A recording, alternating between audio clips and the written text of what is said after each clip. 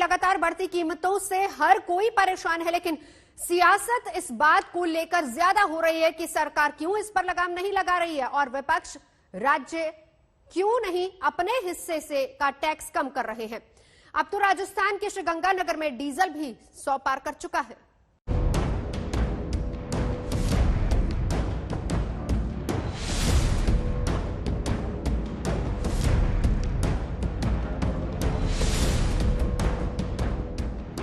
इधर कोरोना की दूसरी लहर सुस्त पड़ती जा रही है तो उधर पेट्रोल डीजल की कीमत की रफ्तार और तेज होती जा रही है।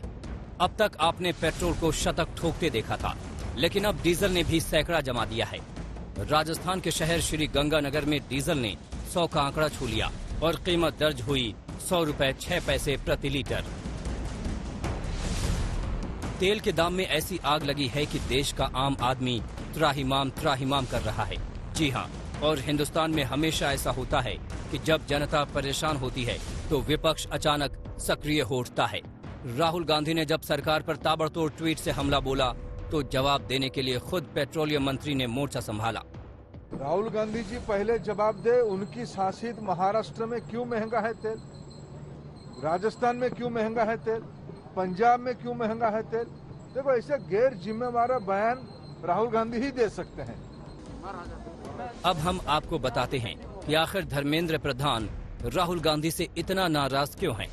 जवाब राहुल के ट्वीट में छिपा है। पहला ट्वीट है, गिरती जीडीपी, बढ़ती बेरोजगारी, आसमान छूते तेल के दाम और कितने तरीकों से बीजेपी भारत को लूटेगी। दूसरा ट्वीट देखिए, महामारी, महंगाई, बेरोजगारी, जो सब देखकर भी बैठा है मौन, जन जन देश का जानता है।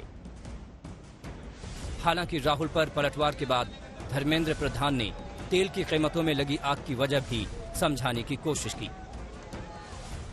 आज मैं स्वीकार करता हूं, आज की जो प्राइस आई है ये नागरिकों को, कंज्यूमर को दिक्कत दे रहा है, इसमें कोई दो राय नहीं है। लेकिन भारत सरकार हो या राज्य सरकार है, कोरोना में लगभग 35,000 करोड़ से ज्यादा एक साल के अंदर टीका में खर्चा हो रहा है। दरअसल तेल की कीमतों में बढ़ोतरी पर सरकार इसलिए भी विपक्ष पर हावी होने की कोशिश कर रही है क्योंकि कांग्रेस शासित राज्यों में दाम तुलनात्मक रूप से थोड़े ज्यादा हैं। राजस्थान के श्रीगंगानगर में पेट्रोल की कीमत प्रति लीटर 107 रुपए 23 पैसे है। महाराष्ट्र के परभणी में पेट्रोल 104 रुपए 66 पैसे प्रति लीटर पर बिक रहा है।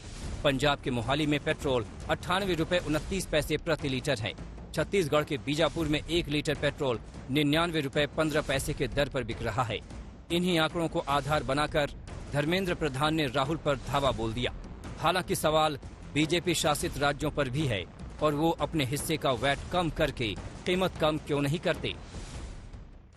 मोदी सरकार ने पिछले 7 सालों में डीजल पेट्रोल के नाम पे लोगों को लूटा है और लूट कोविड के नाम पे कि हमने कोविड पे खर्च कर दिया, हमें लगता है ये ठीक नहीं। धर्मेंद्र प्रधान जी अगर ये कहते हैं तो हम कहते हैं कि व्हाइट पेपर लाएं। 7 साल में डीजल, पेट्रोल और ईंधन में कितना उन्होंने टैक्स जमा किया और कितना कोविड में खर्च किया। अगर पूरा पैसा कोविड में खर्च किया है तो उसका एक व्हाइट पेपर लाएं।